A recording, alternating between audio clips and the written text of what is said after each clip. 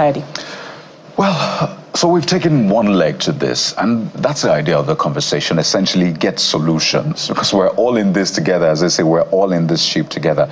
But the next leg of the conversation will see us speaking to the side of government. And we have joining us on the program, the Commissioner for Environment and Water Resources, Mr. Tokunbo Wahab. He joins us virtually on the show. Mr. Wahab, welcome to the Morning Brief. Morning. Well, let's just get right into it, because this is an existential threat. We're smack in the middle of this, and a lot of people are looking to government to see, to set the tone. What will be done next? What should we expect? But first, let's maybe count the losses. From your stock taking, just how much of Lagos was affected, the death toll, and has the government been able to put a figure to just how much of an impact this has had on the state? So I'm talking death toll, the areas affected now. Mr. Wahab. Thank you very much. I think I will start by saying to Lagosians, we are sorry for the inconveniences caused due to nature's cause yesterday morning. And it's not for failure to plan that we had what happened yesterday. No. It was nature taking its full course. And we are sorry for those whose lives were disrupted. They couldn't go to work, they couldn't go to their marketplaces, they couldn't go to school. So that being said, we took stock, and I listened to what Mr.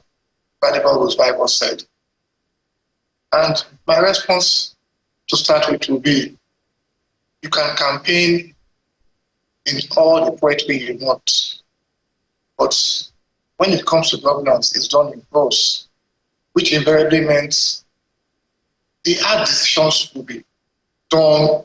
They will make hard decisions. They'll fix things the right way. It doesn't have to stay that way. But we've left the campaign mode. We are now in the governance mode.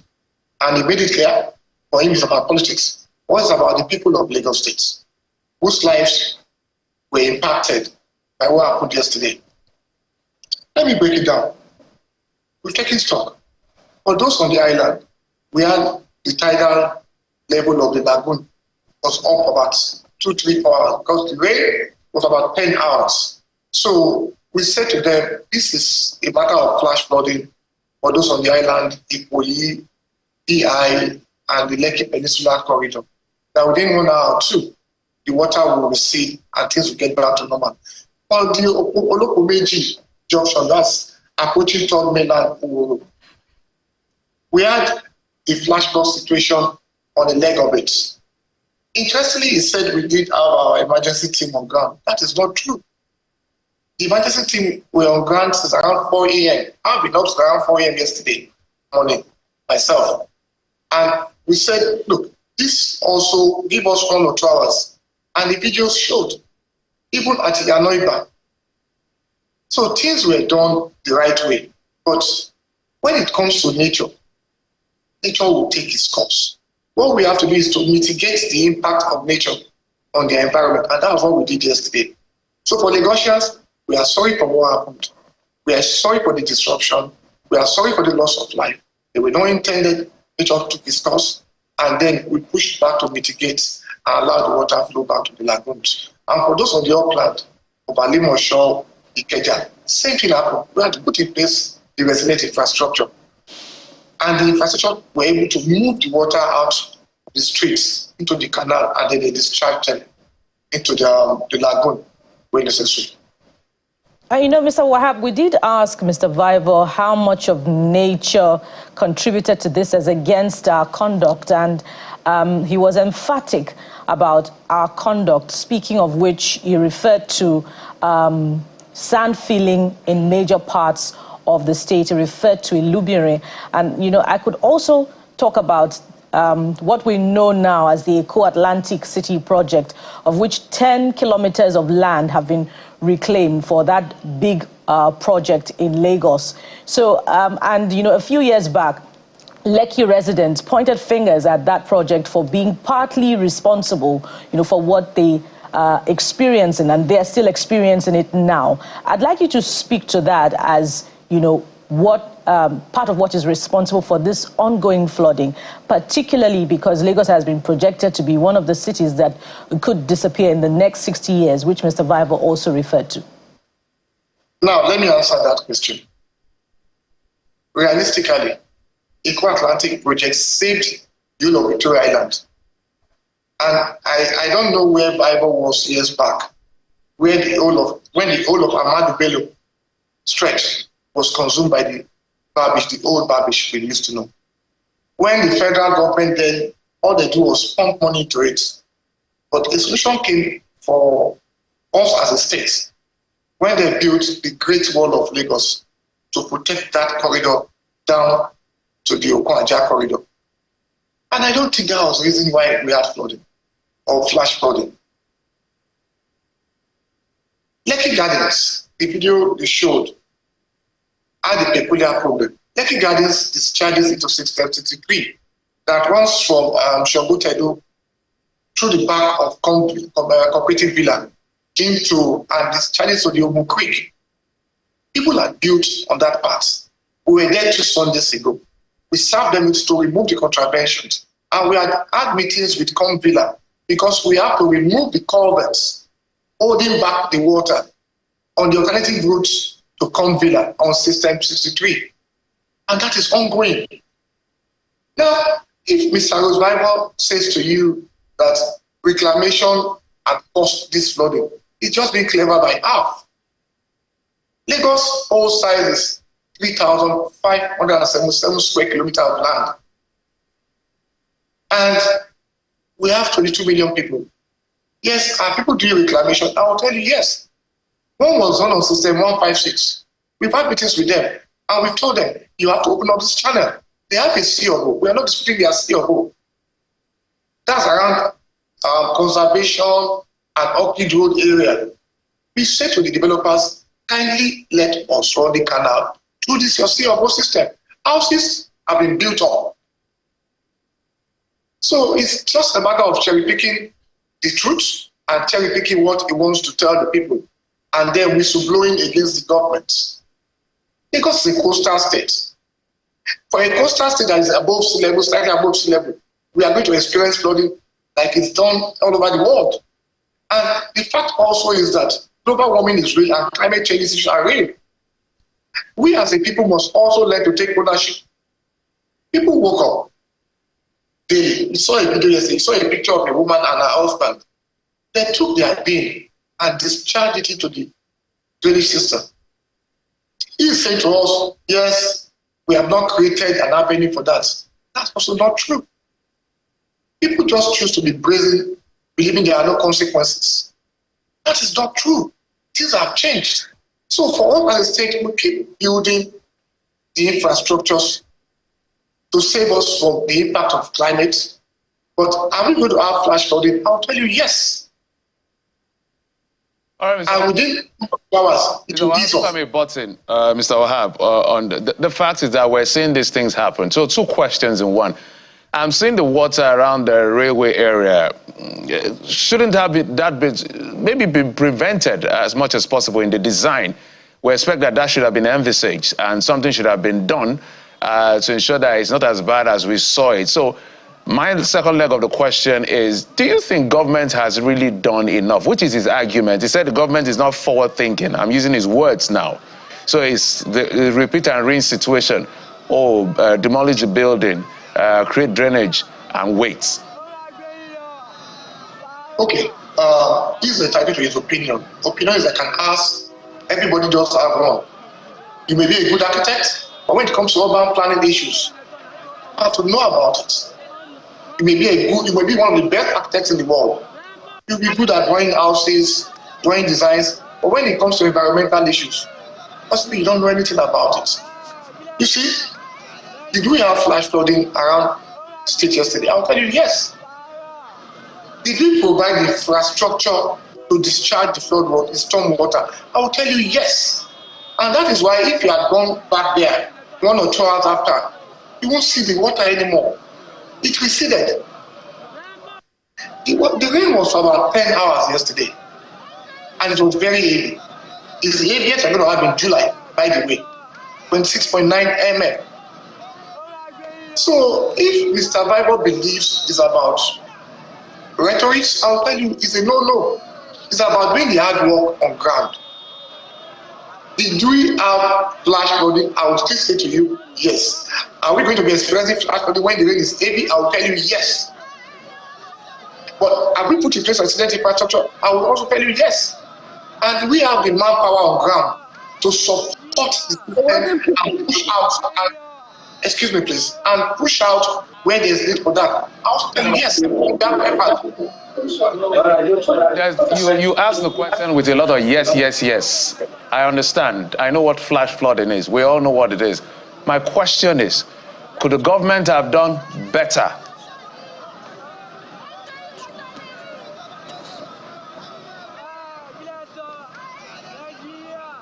With respect to what? Better with respect to what? In what context? We saw the flash flood. We saw the impact of the flash flood. More water is coming, apparently. And if the right things are done or things are done, there is a way that it may not have the level of impact it has. That's why I'm asking the question. Okay, let me answer you in a very direct way. Is Lagos a coastal state? Yes, bounded by the sea and then the lagoon. We have the creeks and then we have the swamps. So what you call a flash flood, when the tidal wave is high, storm water cannot discharge into the sea or the lagoon. And within 1 hour or two, when that water level comes down, it will discharge. That's why it's a flash flood. It's ponding. It's global. It's globally known as ponding. It's not permanent. And for situations like this, without knowing the mystery, what else would say I've done? Oh, to hold back nature. It's not possible. We've created the outlet. We've been able to ensure to our people, say to our people that these outlets will throw the water into the lagoon for you. Just be patient. That's why we called for calm. And that was my first response. I said, the Lagosians, please be calm. Olopomeji is a flash flood. It will ease up and discharge into the lagoon. The rain was about 10 hours. And within 1 hour or two, it eased up. The water receded. And then everything cleared up. That's why it's a flash flood. Right. And for the upland area of the state, Alimosho, Ikeja, the water level was high. And then within 1 hour, 2 hours, it discharged. All right. Those are not flash flood.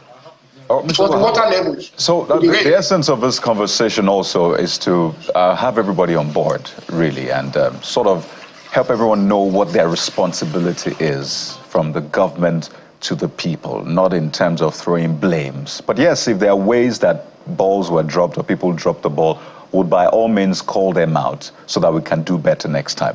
So let's have a checklist of the things that need to be done in the situation we're in such that we mitigate the effect. Because as you said, Lagos is just what, 1+ meter above sea level. Some areas are even below sea level here. And in the coming years, we understand that the sea level is rising and they say Lagos may disappear, God forbid. As I say. So what is that checklist? And I know on that checklist, waste management, there's drainage. I don't know for you if there's demolition of buildings, because he says that we can be more creative. Rather than demolish buildings, there can be channels. So what is the checklist for government and the people? Let's have that. Thank you very much. Now, the checklist for us is, do we have a policy for municipal solid waste? I'll tell you, yes, that's why you have LOMA in place and the PSP operations. Do you have a policy to remove and clear your drainage paths and canals? I also tell you, yes. And that's why we keep working 24/7, 7 days of the week, all year round, to clear and create drainage paths for our water, storm water. But beyond that, people need to also take ownership by taking ownership of their own environment. Look, you stay in a place. You wake up by 4 a.m. You take your waste bin and choose to discharge it into your drainage paths, your secondary, your tertiary drainage in front of your property. It's an invitation to chaos when it rains. If you have noticed this, let me say this. We banned styrofoam some months back. Why did we do that? Because they are non-biodegradable elements. And we found out with time, they clog the waterways, they clog our drainage systems. beyond the fact that they are very dangerous from the aquatic life of the states. When we banned, people like Osvaldo were saying it was a wrong policy. Today, the benefit of hindsight, we've seen the benefit of what that ban had done for the states. That's what we're talking about by being proactive. The policies are in place. We're implementing them painstakingly.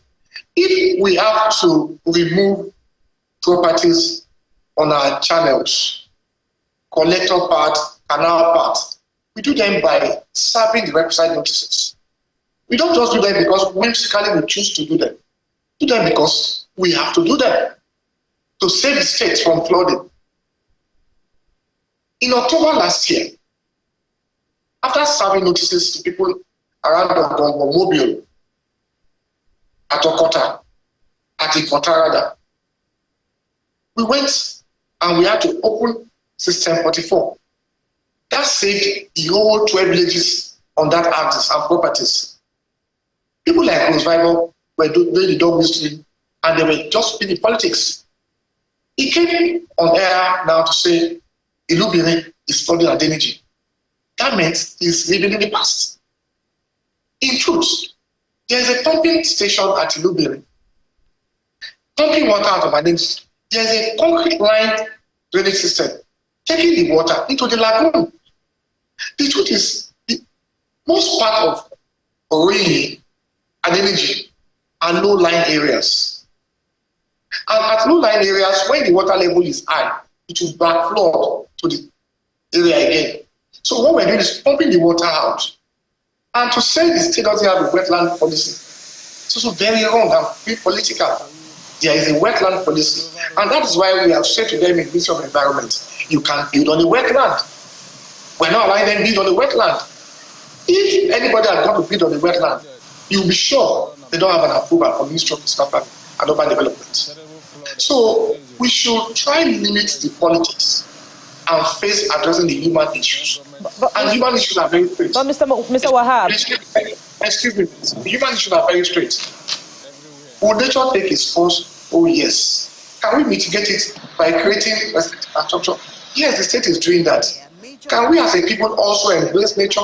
Yes, we have to do that. Thank you. Yeah, so beyond the politics, Mr. Wahab, let's look at what the government is doing now. And you talked about the waste management policy, but if you look critically at that, there is, an absence of oil. It's not as far-reaching as it should be, particularly if you considered, slum areas in Lagos. Ajeromi, Felodun, what's it called now? Ajegunle, Yanoworo, where these areas where we are recording, some of the impact of the current cholera outbreak. There is an absence of an effective waste management policies in these localities, and it's having an impact on the flooding that we're seeing. So, for instance, there are areas where they have no business experiencing flooding, and they're experiencing flooding. So how would you react to that? You've asked two questions. You spoke about cholera outbreak in passing, and then spoke about not having a proper waste management system in a character of That's not true. The Loma policy and PSP operations covers the states. Are they having challenges? Oh, I'll tell you yes. And that's why Loma intervenes every now and then, cutting away in areas where the PSPs have challenges. For the cholera, it's a cause and effect kind of thing, and it's countrywide. But for us as a state, we've taken ownership of it, and we say to our people, we have this challenge. You have to take care of your personal hygiene. As a state, we are going to give you everything necessary to make it habitable for you. You can't blame Loma for that outbreak. No, it's be unfair on Loma or the waste management system. It's far from it. So for me, the cholera outbreak is on. Are we confronting it? Oh yes, frontally. Are we addressing the causal effect? Oh yes. But we can't say it's gone, Loma. No. Loma does its job. The PSP operators are doing their jobs, and they are doing it statewide. Thank you. Well, Mr. Wahab, quite a conversation, and I'm looking through some of the comments from our audience. Some of them feel like government is giving itself a pass mark and it's scoring the citizens low and saying, no, you are doing the wrong things. And I think it's important to ensure that the messaging doesn't look like, oh, we're doing all that we ought to do while the people should sit up. And just quickly, I'd like you to speak to Lagosians, less than 30 seconds. Are you promising that the government will do more to ensure that the impact of this is not felt as much in the coming days and months? I'm not giving the government just a pass mark, and I'm not trying to blame our citizens. I would never do that. The citizens gave Mr. Governor the mandate and his deputy the mandate, and we are serving at their base. So, for Lagosians, like I said at the beginning, we are sorry for the inconveniences created by nature, the flash flood. We also didn't fold our hands and give up. We ensured we did needful, and within a few hours, the water disappeared. All we can say to Lagosians is, let us be patient, let us be calm, let us take ownership of our environment. Let us stop whoever wants to destroy the environment for us. When you see something, say something. Don't let them throw or cut them. Yeah, we have to wind down now, Mr. Wahab. So is that a promise, just yes or no, that you do better? All right.